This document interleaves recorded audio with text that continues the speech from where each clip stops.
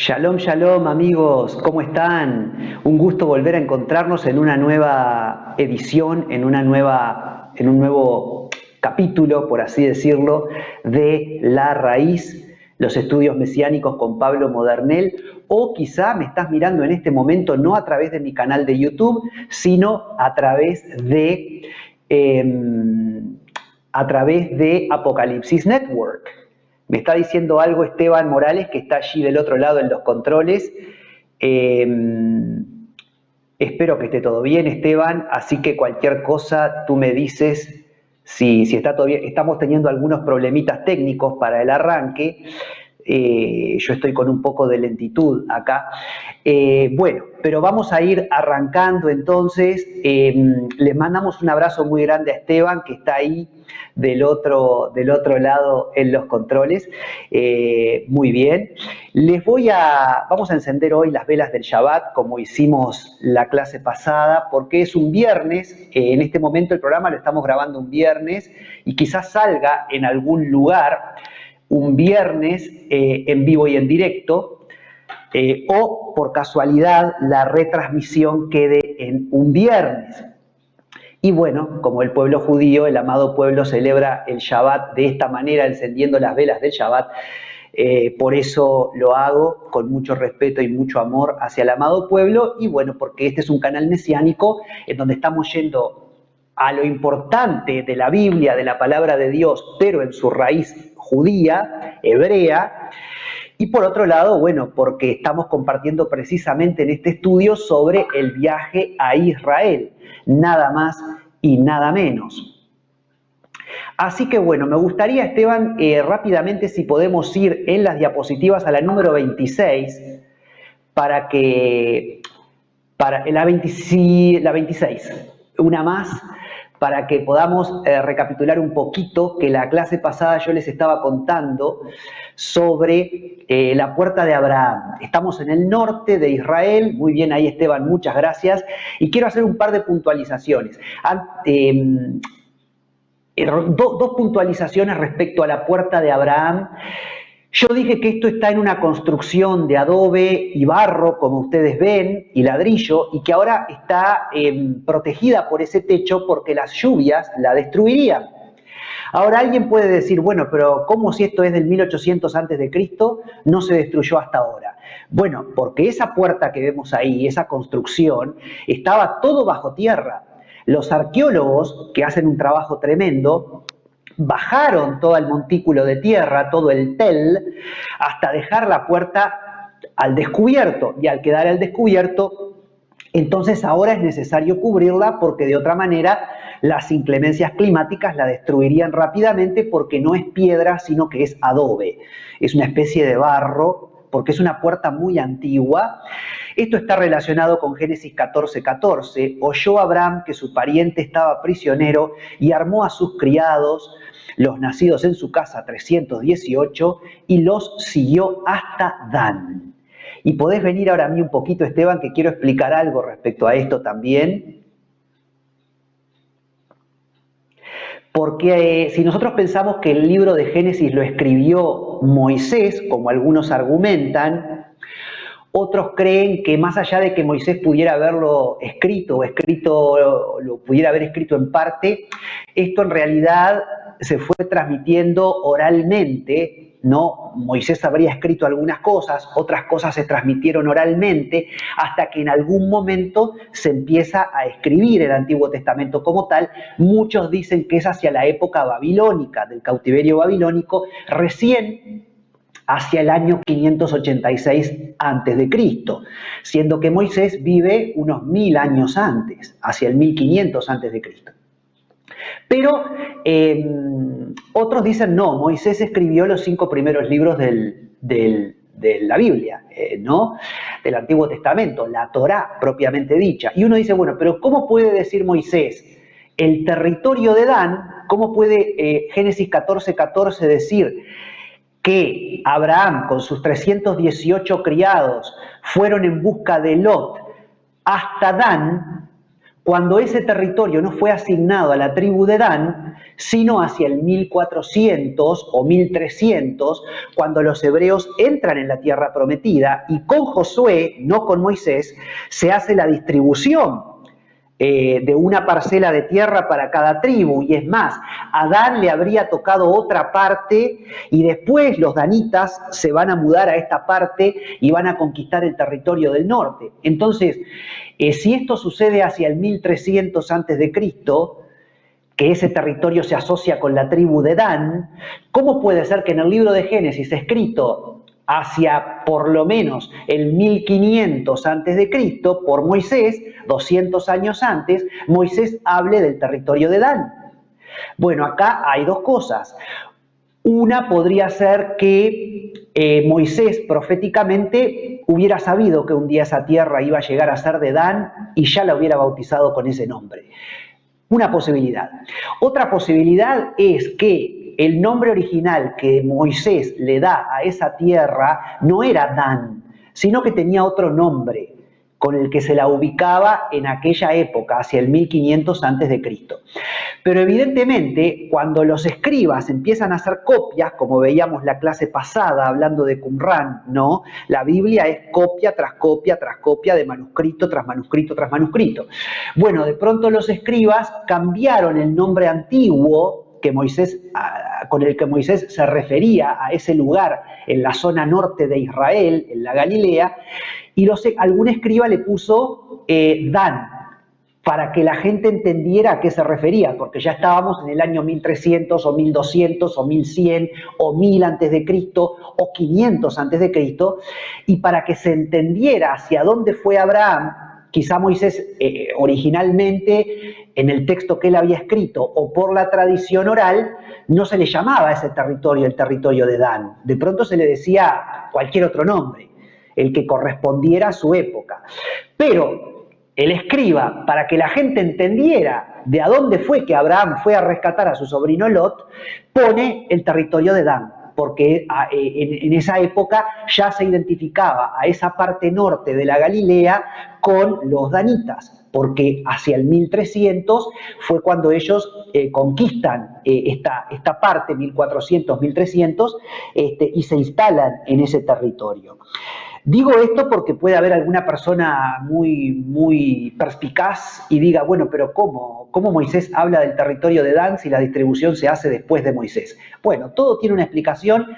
Te quiero decir que yo he aprendido, después de 30 años de caminar con el Señor, o más de 30 años de caminar con el Señor, que cuando nosotros nos preguntamos algo de la Biblia y cuestionamos algo, tenemos que tener una actitud humilde y decir, seguramente no soy el primer ser humano que ve esta aparente contradicción o esta aparente inexactitud. Y seguramente algún otro cristiano, algún otro creyente ya en su momento dijo, pero ¿cómo esto si esto otro? Y ya seguramente se estudió el tema, se laudó el tema y se encontró una solución.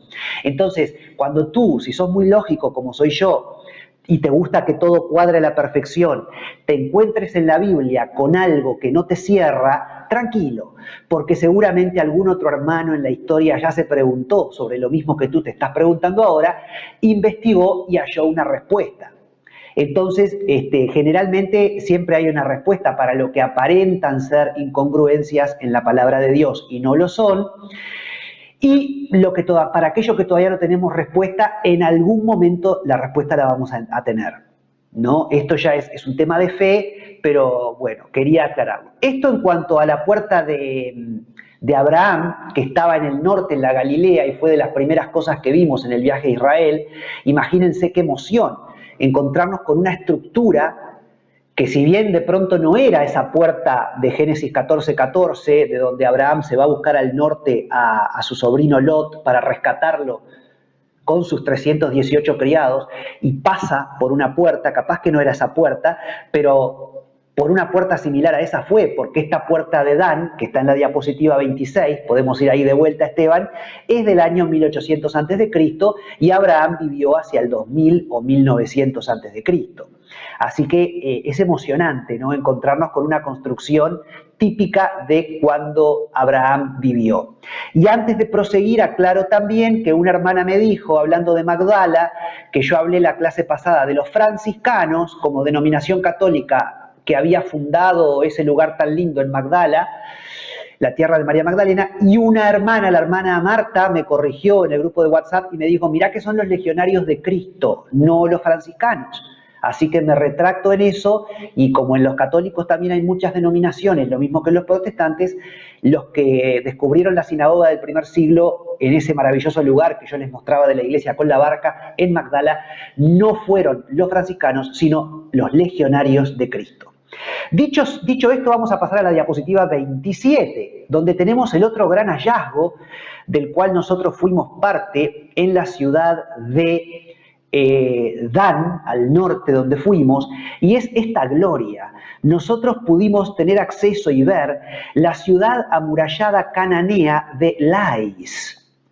Esto está relatado en el libro de los Jueces, capítulo 18, y esta ciudad data, estos muros que están viendo ustedes en la foto y que nosotros estábamos pasando por ahí, nuestra excursión, ahí veo al hermano Jorge Julio de gorrito celeste, segundo en la diapositiva, al lado de una hermana Canosa, bueno, y otros hermanos de la excursión.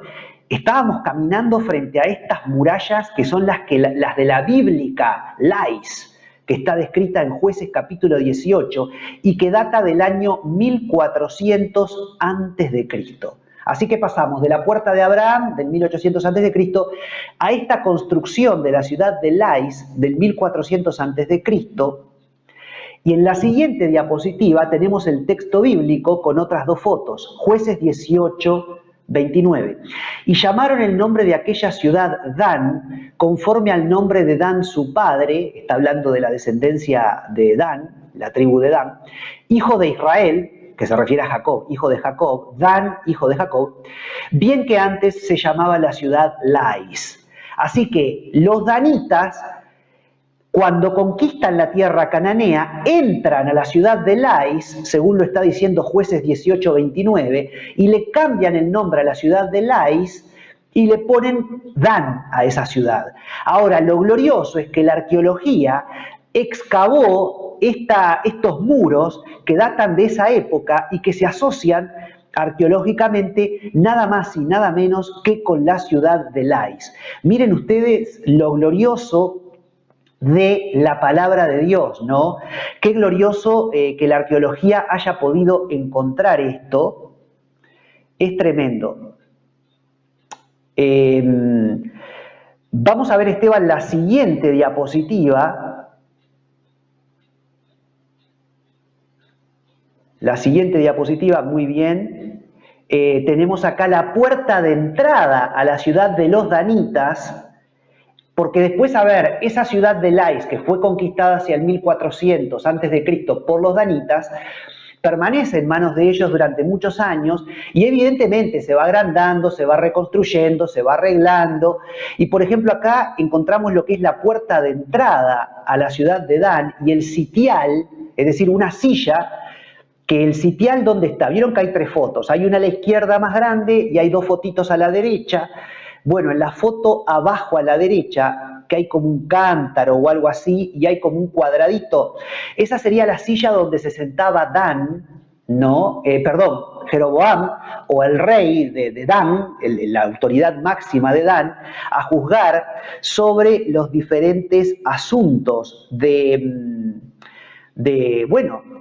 había, ¿no? Asuntos legales, etc. Imagínense qué tremendo, qué privilegio poder acceder a esto. ¿Podés venir un poquito a mí, Esteban, que quiero contarles algo? porque ahora lo último que descubrimos en el Tel Dan, así que cuando ustedes, si alguno hace el viaje a Israel y va al norte, a la región de Dan, se puede encontrar con estas 4 maravillas, ¿no? La Puerta de Abraham del 1800 a.C., lo que fueron las murallas de Lais del 1400 a.C., y ya hacia el 800 a.C., esta entrada donde se sentaba Jeroboam, el rey de las tribus del norte, en su sitial a juzgar a el pueblo. Y la cuarta gloriosa ruina que vamos a ver en un ratito en las diapositivas es nada más y nada menos que el altar de Jeroboam. Pero antes de eso quiero explicarles un poquito. En la raíz, para el que quiera, para la gente que no es muy ducha con la tecnología, ustedes cuando entran al canal en YouTube, La Raíz, Estudios Mesiánicos con Pablo Modernel, van a tener una serie de nombres, como por ejemplo inicio, videos, listas de reproducción. Bueno, ustedes tienen que cliquear en listas de reproducción y les salen los 14 estudios, 15 ahora con este, que hay en el canal. Y uno de esos estudios es Israel, su historia, nuestra historia, donde yo analizo la historia de Israel para entender la conexión que tiene Israel con la Iglesia, con el cristianismo.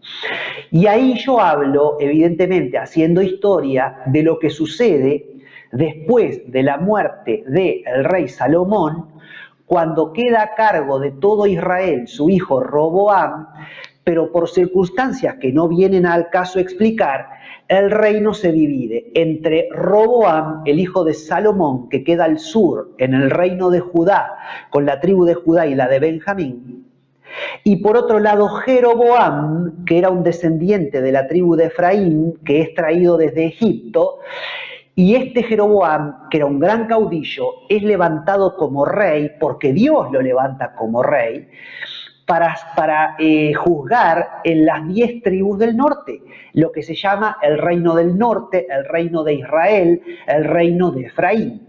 De modo tal que Israel fue dividido en 2 casas o en 2 reinos, la casa del norte y la casa del sur, el reino del norte y el reino del sur, Jeroboam y Roboam, Israel o Efraín y Judá.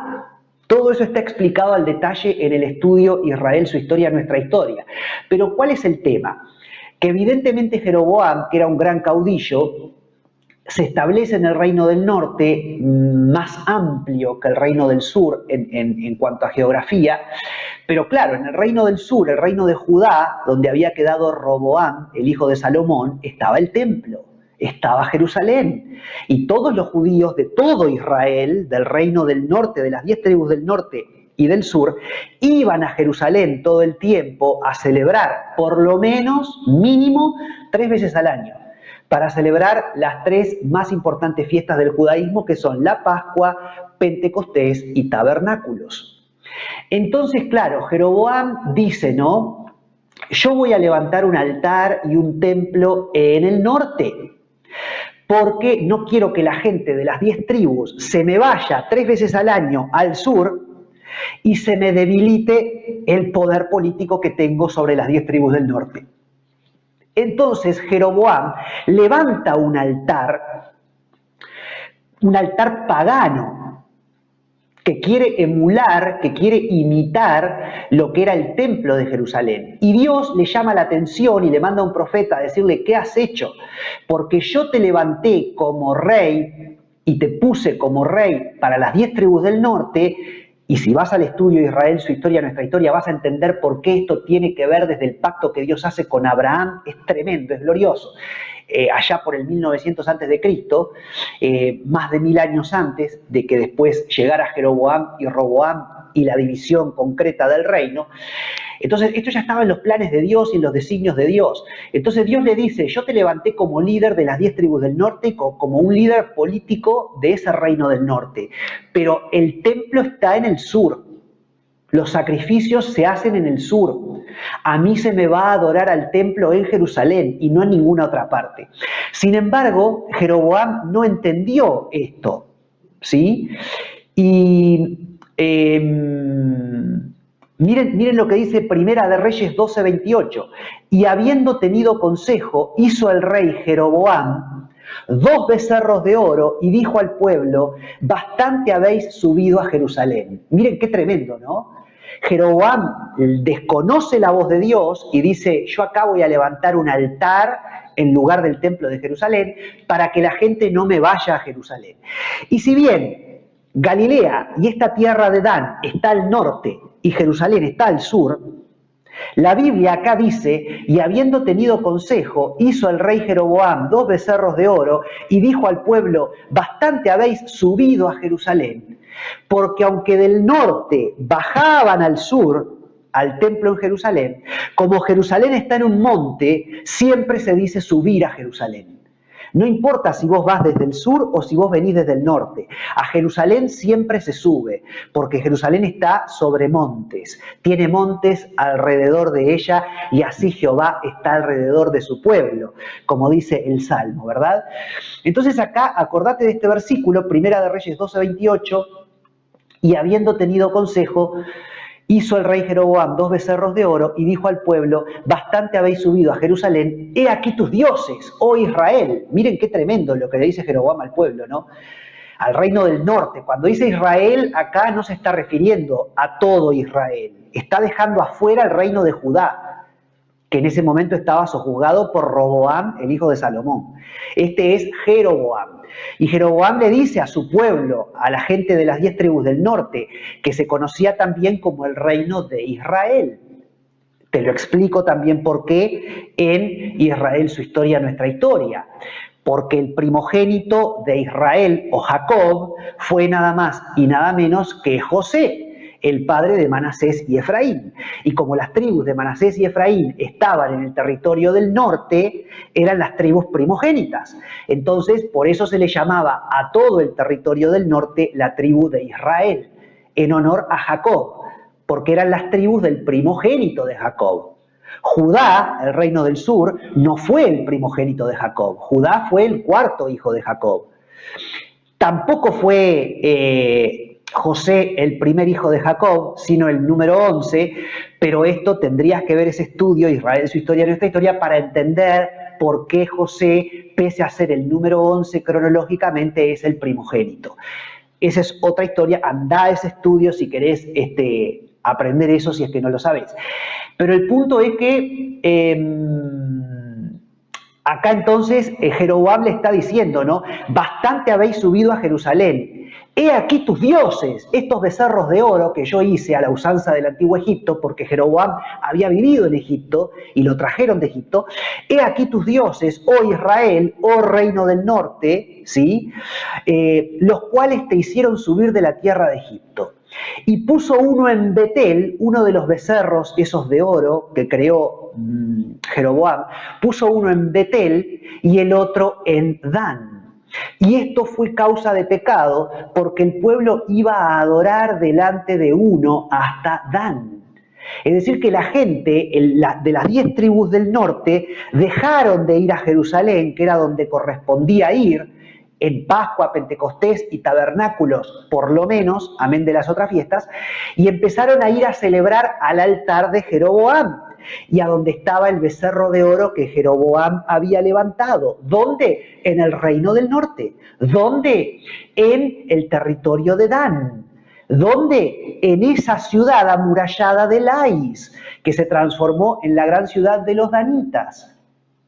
Entonces, si vamos en las diapositivas, Esteban, a la siguiente diapositiva, vamos a ver algo que para mí ahí fue muy impactante y que fue, perfecto Esteban, encontrarme nada más y nada menos que cuando fuimos al Tel Dan, a ese lugar arqueológico, con lo que los arqueólogos dicen hoy que es el altar de Jeroboam. Es decir, que eso que nosotros estamos viendo allí es el altar de Jeroboam. Miren qué tremendo esto, ¿no? El altar de Jeroboam.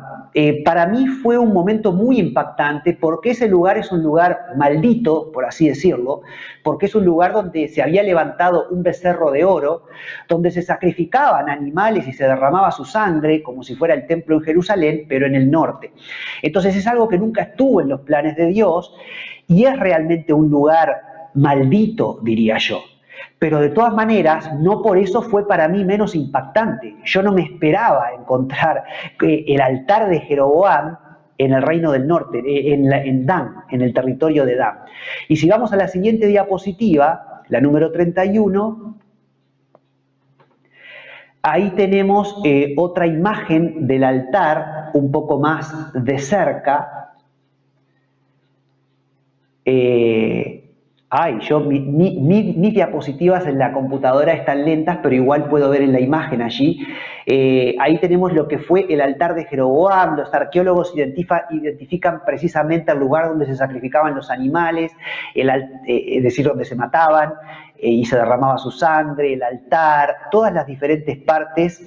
Y si vamos a la siguiente diapositiva, ahí donde está parada la gente, en esa diapositiva, sería donde estaban los becerros de oro. Es decir, por detrás, por así decirlo, por detrás de lo que era el altar de Jeroboam, donde está ahí la gente parada, aparentemente, según entienden los arqueólogos, sería la zona donde estaba ese becerro de oro, que evidentemente eso fue destruido a lo largo de la historia y desapareció.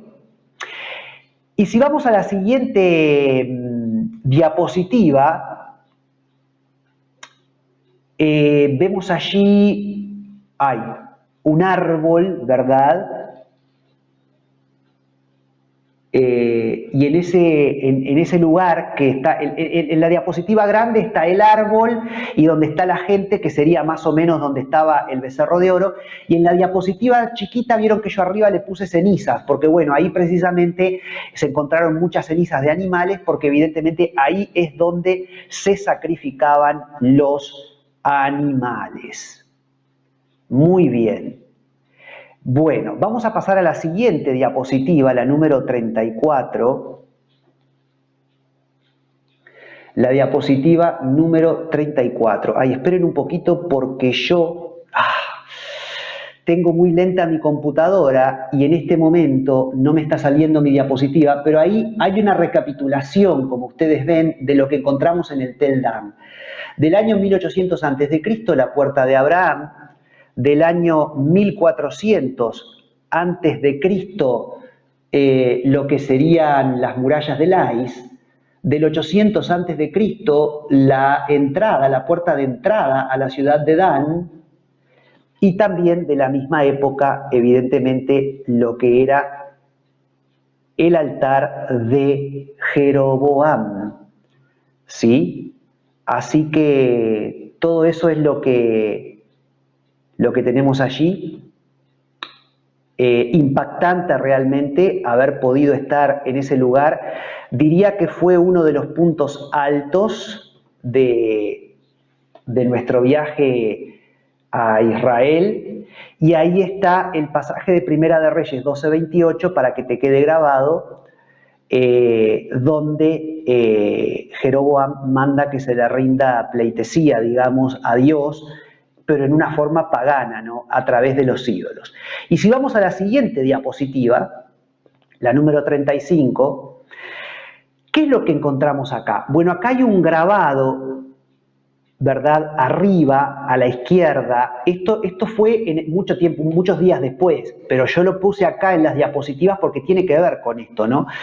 En el Museo de Israel, que es uno de los más grandes del mundo, el museo que está en Jerusalén, junto con el Museo del Santuario del Libro, al nivel del Metropolitan de New York, digo en cuanto a metraje, es un glorioso museo para los amantes de la historia. La foto de arriba a la izquierda es un grabado de Baal, el famoso Baal que tantas veces se menciona en la Biblia. Y la fotito de abajo, que ustedes ven que hay algo como pegado a una pared, es lo que se llama el trono de Baal, ¿sí? Con una cabeza de toro por encima, como que en ese trono se sentaría el dios Baal. Y en la foto de la derecha está también otra imagen del dios Baal, y bueno, me pareció interesante incluir esto acá, porque a lo largo de toda la palabra de Dios, a lo largo de toda la Biblia, siempre el Señor está, y podés venir a mí, Esteban, siempre el Señor está de alguna manera instando al pueblo en todo el Antiguo Testamento a no adorar a Dios, a través de Baal, a no adorar a los Baales. Y es impactante que la arqueología descubra estatuillas, tronos de Baal, es decir, todo esto le da una veracidad a la palabra de Dios. Imagínense que muchos de esos arqueólogos que, como yo he dicho, que nos daban las clases, no necesariamente son creyentes, de todas maneras, imagínense ustedes que ellos, se encuentran con esto y es como que no te queda otra que reconocer la veracidad bíblica cuando habla de la ciudad de Lais, cuando habla de Abraham yendo al norte a buscar a su sobrino Lot, cuando habla de los dioses falsos o los Baales, cuando habla del altar de Jeroboam. Es decir, vos vas corroborando en los yacimientos arqueológicos que lo que está escrito en la palabra de Dios realmente es verdad, realmente es historia. Esto no es un libro de cuentos, no es mitología, no es una fantasía. Entonces, es tremendo, ¿no? Es como algo muy fuerte realmente, ¿no? Y esa veracidad del texto bíblico es realmente lo que te desarma. La evidencia está ahí. Es como si la Biblia fuera una pata de la arqueología, me anoté yo acá, ¿no? Es glorioso, ¿no? No se la puede desacreditar, ¿sí? Muy bien. Ahora, así como está relacionado con la idolatría, de alguna manera, esta estatuilla de Baal que yo vi allá en el Museo de Jerusalén, en el Museo de Israel, bien digo, en Jerusalén. Aclaro también, porque yo siempre miro mis videos y hago una fe de ratas en el siguiente video. En algún momento en el video pasado, primero dije bien los conceptos de gnóstico y agnóstico, ¿no? Que esto yo ya lo expliqué también en algún momento, ¿no? El gnóstico es el que cree en Dios, pero cree que a Dios se llega de una manera misteriosa. Mientras que el agnóstico es más parecido a un ateo, es como que, bueno, no niego la existencia de Dios, pero no sé, no puedo comprobar su existencia.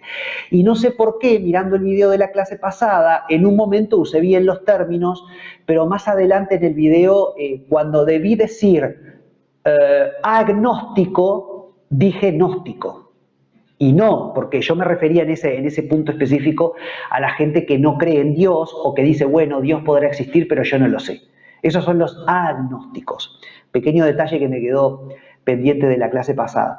Los errorcillos que yo veo, como esto que les dije de esta hermana que me corrigió y me dijo, Pablo, mirá que Magdala, donde estuvimos y donde se descubrió la sinagoga del primer siglo, no pertenece hoy día a los franciscanos, sino a la denominación Legionarios de Cristo, ¿no? Muy bien.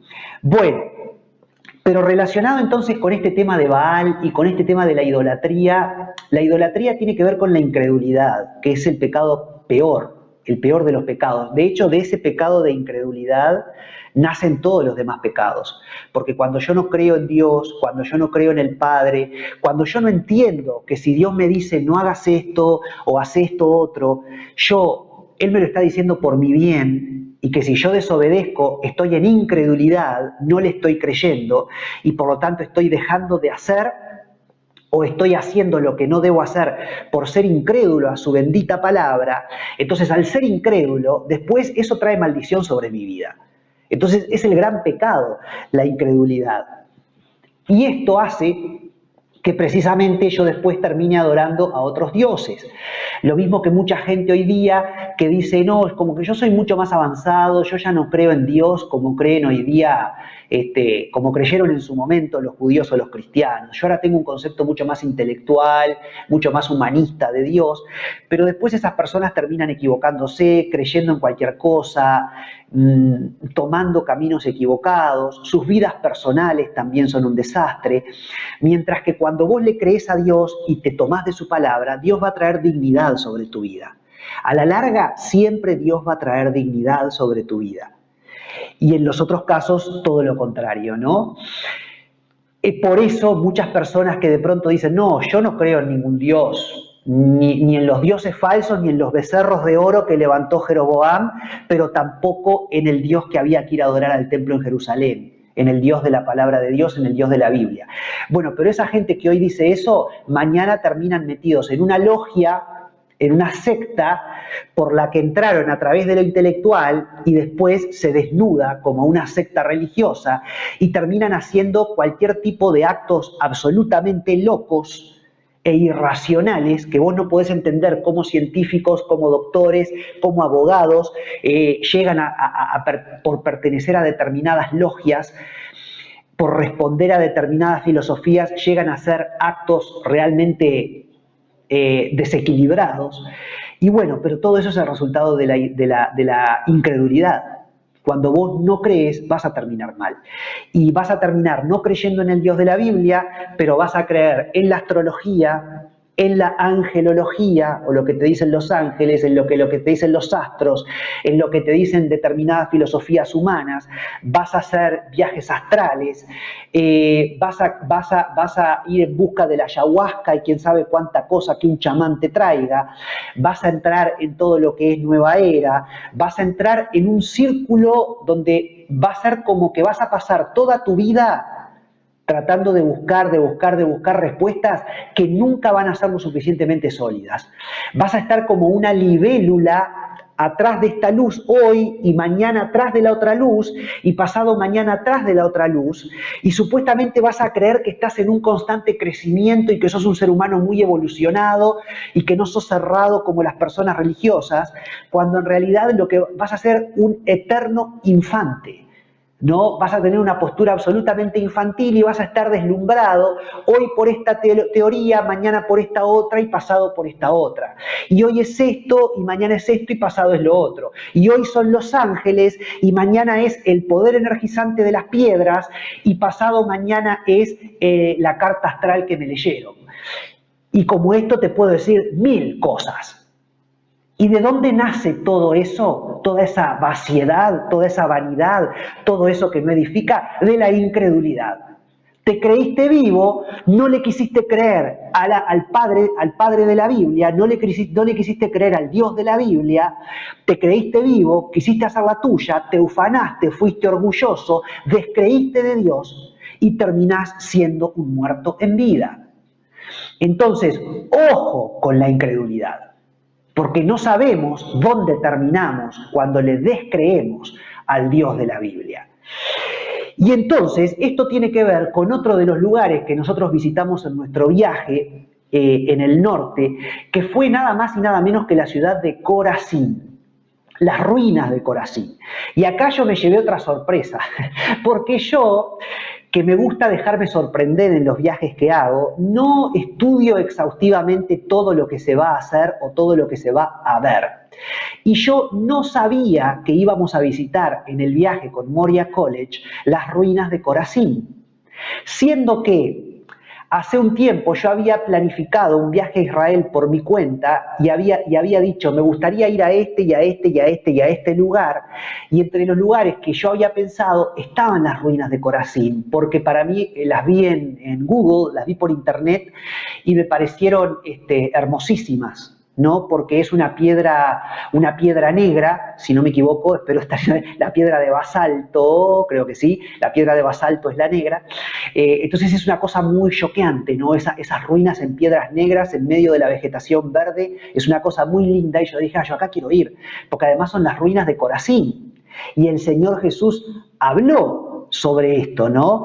Miren lo que Jesús dice en el Evangelio de Mateo respecto a esta ciudad que nosotros visitamos y que está vinculada con el pecado de la incredulidad.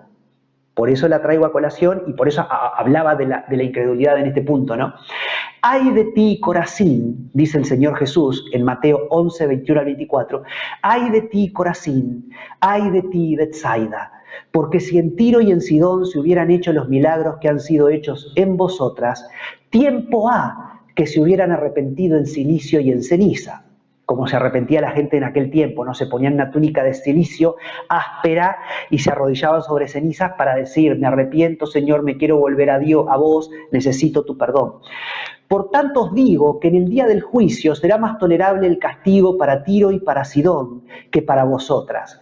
Y tú, Capernaum, dice Jesús, que eres levantada hasta el cielo, porque era una ciudad muy importante en tiempos de Jesús, hasta el Hades serás abatida.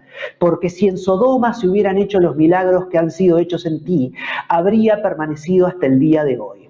Por tanto os digo que el día del juicio será más tolerable el castigo para las tierras de Sodoma que para ti.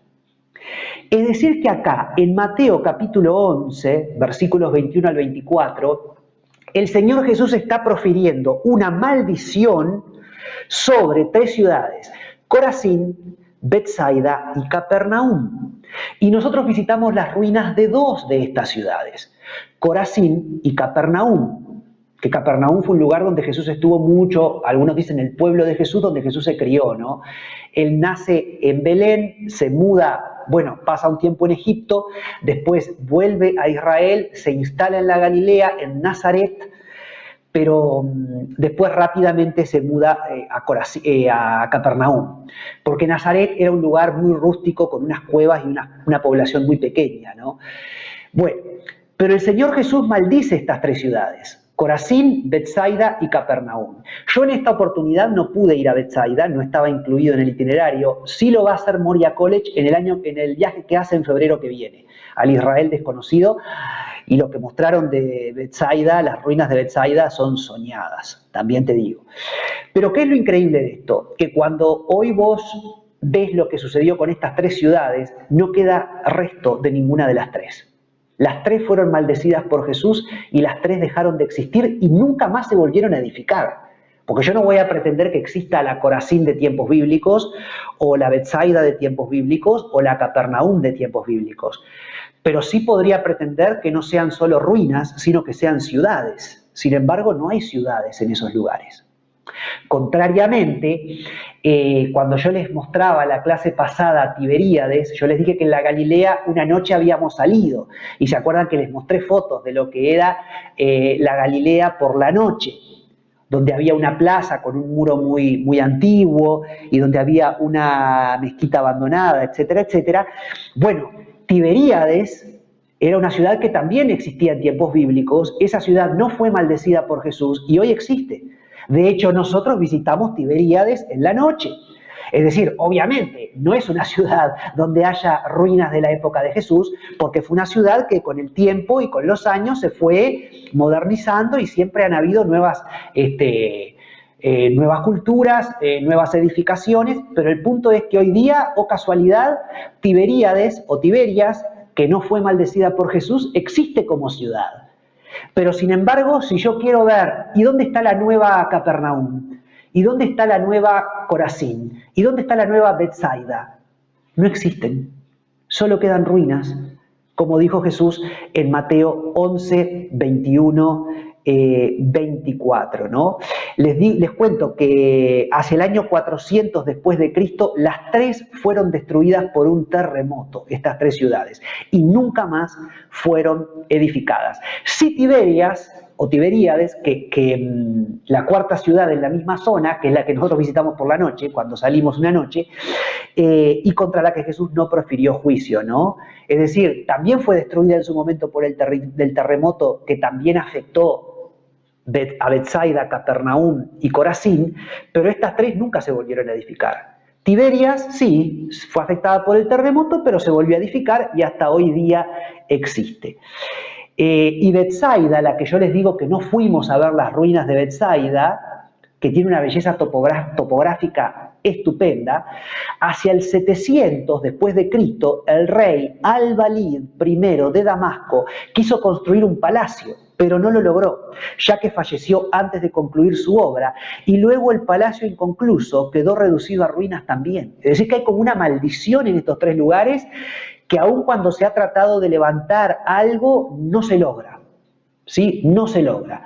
Entonces, vamos a ir, Esteban, en las diapositivas, a la siguiente diapositiva, que es precisamente las ruinas de Corazín, que fue un momento muy lindo también. Ahí tenemos las ruinas de Corazín, que como yo les digo, en piedra de basalto, entonces es una piedra negra. Recordemos que, por ejemplo, Jerusalén está construida en una piedra blanca, con una piedra blanca que por eso se la llama a Jerusalén la ciudad blanca o la ciudad de oro, porque tiene una apariencia blanca esa piedra o un color un tanto amarillento. Pero después la otra es una piedra típica, pero la otra piedra típica en Israel es el basalto. Y el basalto, todo lo contrario a la piedra de Jerusalén, es una piedra negra. Entonces, las ruinas que vemos acá, las ruinas de Corazín, mencionadas en Mateo 11, ciudad maldecida, son de color oscuro. Vamos a la siguiente diapositiva. Miren, igual vieron qué lindo, ¿no? En medio con las florcitas y bueno, todo eso allí.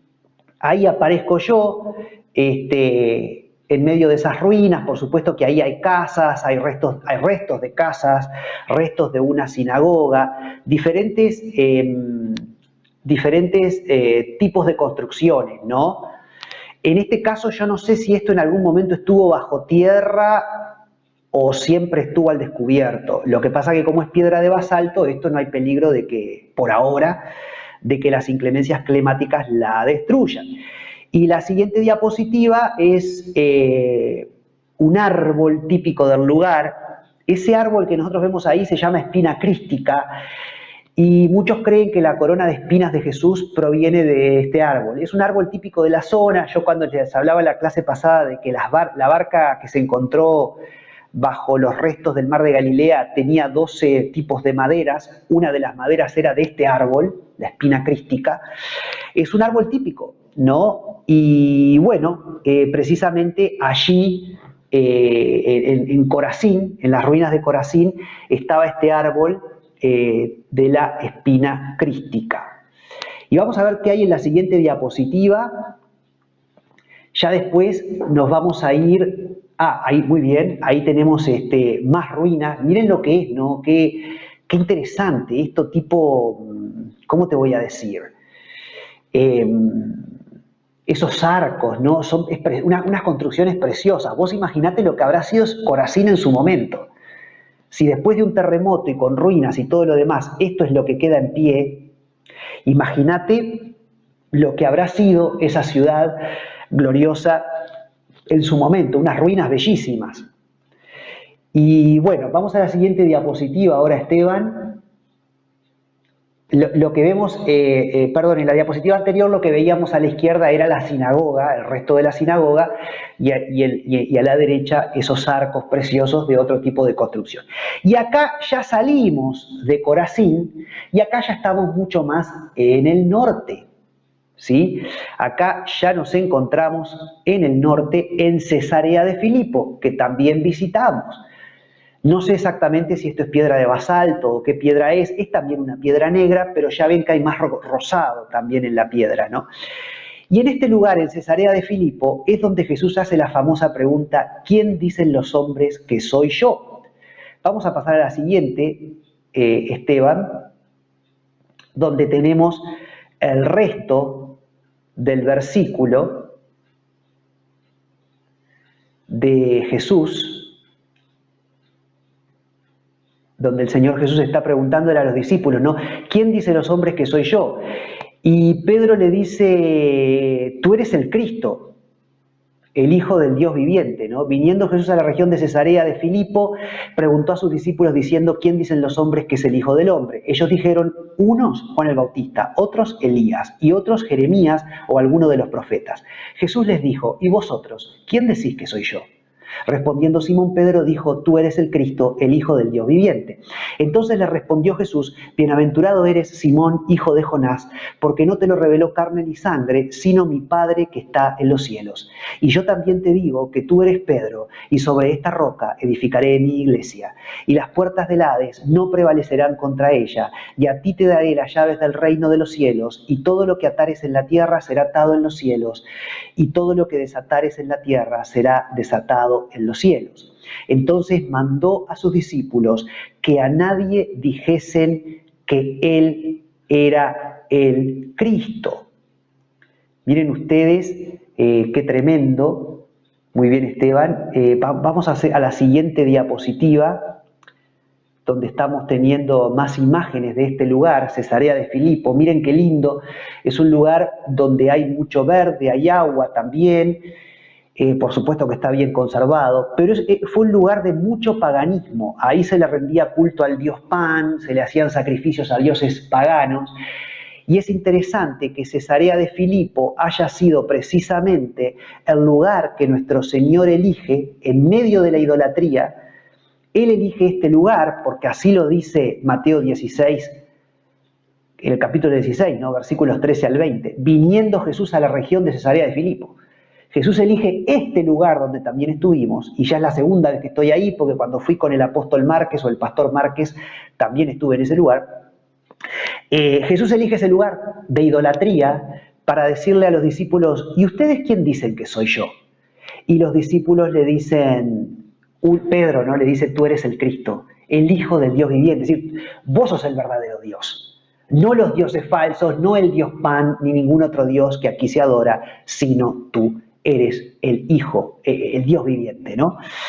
Y vamos a la siguiente diapositiva, donde ya después de Cesarea de Filipo, siguiendo allá por la Galilea, nos vamos a Capernaum.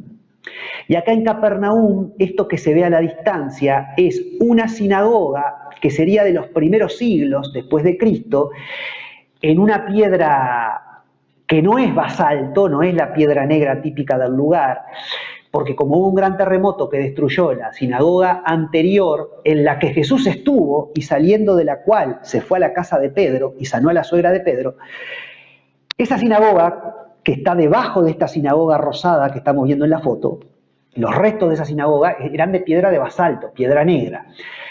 Si bien hay arqueólogos que dicen, bueno, no estamos seguros de si esta construcción de abajo era una sinagoga, ahora no era una casa de familia y es una construcción demasiado grande, entonces no hay muchas otras opciones y es muy lógico por la forma y todo lo demás de la ruina o de los restos que fuera en efecto la sinagoga de Capernaum en piedra de basalto. Pero después que el terremoto la destruye, después se vuelve a levantar otra sinagoga que se levanta en esta piedra blanca y que después un terremoto también destruye, otro posterior terremoto. Y se cumple aquello, como yo decía, hacia el 400 después de Cristo, si no me equivoco, siglo III, yo siempre me confundo con el tema de los años y los siglos, ¿no? Tengo que hacer el cálculo, si el 1900 era el siglo XX, entonces el 400, que era el siglo V, bueno, no sé, siglo IV, siglo V después de Cristo, un terremoto destruye también esta sinagoga y quedan estas ruinas nada más en pie y destruye toda la ciudad y nunca más la ciudad se volvió a edificar. Sin embargo, si pasamos a la siguiente diapositiva, tenemos allí que los católicos, frente a esta sinagoga, de los primeros siglos después de Cristo, la de piedra rosada, los bizantinos levantan una iglesia cristiana, que también es destruida por los terremotos. Entonces después la iglesia católica, en ese lugar donde estuvo la iglesia bizantina, levanta este maravilloso templo octogonal, es un templo octogonal, y el número 8 se asocia con nuestro Señor Jesucristo, y es un número muy importante en el judaísmo también. Esto ya lo he hablado en otros estudios, como el de las fiestas de Jesús. Bueno, ellos levantan esta maravillosa iglesia octogonal, los católicos, con vista al mar de Galilea. Vieron que en la foto a la izquierda lo primero que se ve son estoy parado en lo que es la sinagoga de piedra rosada de la diapositiva anterior. Y estoy sacando una foto mirando a esta iglesia católica, pero entre medio ven que hay ruinas en piedra de basalto, piedra oscura. Y esas ruinas son de una típica casa de familia de aquella época. Algunos dicen era la casa de Pedro, porque el Señor, dicen los evangelios, sale de la sinagoga y se va a alojar a la casa de Pedro y cura a la suegra de Pedro. Bueno, eso es una elucubración, porque pueden haber tantas. Podía ser ahí o podía ser, yo qué sé, a cuántos metros de la sinagoga la casa de Pedro. Pero los católicos levantan esta iglesia y en la foto que está chiquita arriba a la derecha, también a veces me confundo yo con izquierda y derecha, y la clase pasada en un momento dije mal lo de izquierda y derecha. Bueno, arriba a la derecha tenemos la iglesia por dentro, donde justo se estaba celebrando una misa. Se iba a celebrar una misa, ¿no? Y en el centro, yo no sé si se alcanza a ver en la foto, pero en el centro hay todo como un mar de cristal, un piso de cristal que está rodeado por una reja, y vos a través de ese piso de cristal mirás para abajo y lo que mirás son más ruinas de basalto como las de la foto a la izquierda. De modo tal que tú estás adentro de la iglesia y mirás para abajo, en el centro de la iglesia, donde no hay nadie sentado, porque es solamente un inmenso vidrio, muy grueso evidentemente, pero nadie pasa por ahí, y mirás para abajo y ves ruinas de aquella época, como diciendo, bueno, esta iglesia fue construida sobre lo que pudo haber sido la casa del apóstol Pedro. Y ahí puede haber toda una asociación, ¿no? Sobre esta roca edificaré mi iglesia, bueno, una cosa muy linda. Y después tenemos, en la foto a la derecha abajo, yo estoy con una monja, ¿sí? Una hermana que era una hermana de Argentina. Y podés volver a mí, Esteban, porque ahora les voy a contar sobre Sor Elisa, que así se llamaba esta monjita. Cuando nosotros llegamos al lugar, cuando llegamos a Capernaum, que es la tercera vez que yo ya visito este lugar, pero es la primera vez que yo tuve la oportunidad de, en un momento, apartarme, como lo hice también en Magdala, y lo conté la clase pasada y me fui al mar de Galilea. Acá también me aparto y me voy a un lugar muy aislado que estaba también frente al mar de Galilea, porque todo esto está en la Galilea y son construcciones que están justo al lado del mar de Galilea. Y bueno, Cimadevila, el arqueólogo Manuel Cimadevila, era el que, creo estar diciendo bien el apellido, Manuel para mí, uno de los es un arqueólogo que es profesor de la Universidad Hebrea de Jerusalén, una eminencia, fue el que nos dio la charla en el recorrido por Capernaum.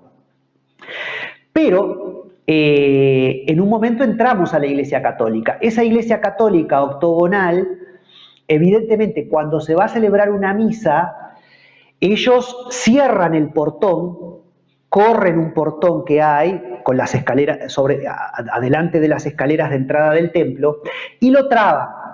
Uno puede ir y destrabarlo y entrar si es atrevido, pero en realidad no es la idea. ¿Por qué hacen ellos esto?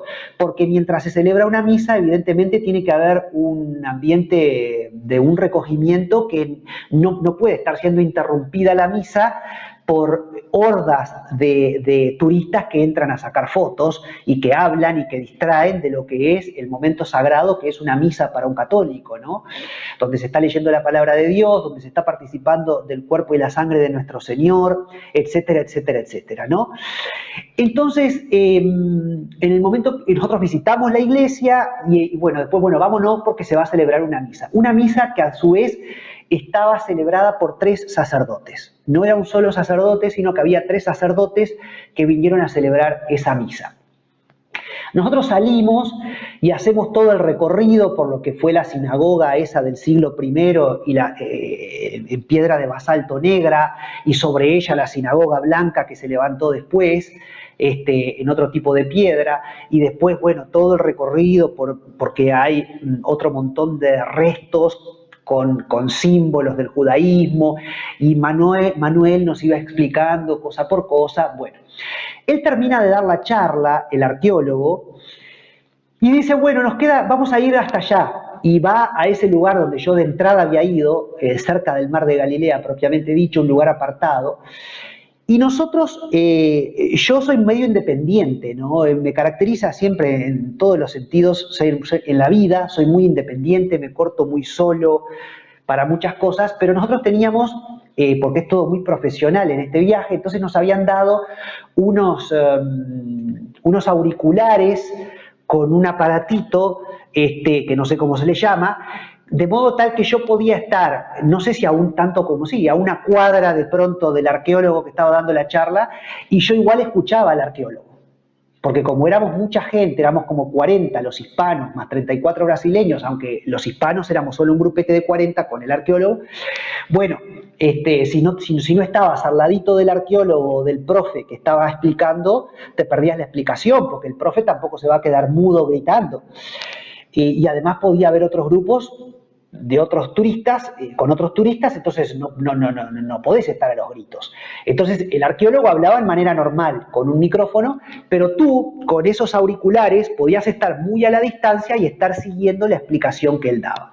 Entonces, yo ya había ido a esa parte donde se retiraron con Manuel, y la gente le seguía preguntando, porque ya él había terminado la charla, pero como había mucha gente interesada en historia y en arqueología, ya estaban a un nivel de preguntas que a mí sinceramente me pasaba por acá y no me interesa, porque yo hago el viaje y me interesa la historia y me interesa la arqueología, pero no a un nivel de profundidad y de exactitud de cosas que a mí personalmente no me aportan nada, más allá de lo ricas que puedan ser para otras personas, ¿no? Entonces ya la gente estaba preguntando muchas cosas, mucho detalle, porque también eso es lo que pasa cuando estás con un experto y se acaba el tiempo y no hay más nada que hacer, y la gente empieza a hacer todo tipo de preguntas, ¿no?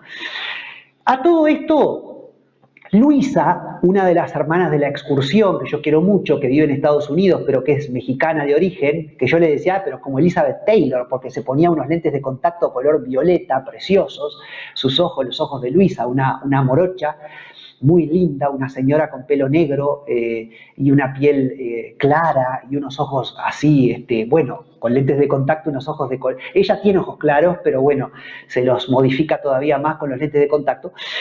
Luisa se metió en la misa, pero se había metido en la misa desde antes que cerraran el portón. Bueno, yo mientras estaba sentadito con el auricular en una piedra, escuchando cómo todos le hacían preguntas allá a Manuel, apartados, yo en ese momento quise estar a solas con el Señor y se escuchaba la misa. Estamos por terminar ya el programa de hoy, tranquilo Esteban, ya estoy terminando, con esto termino.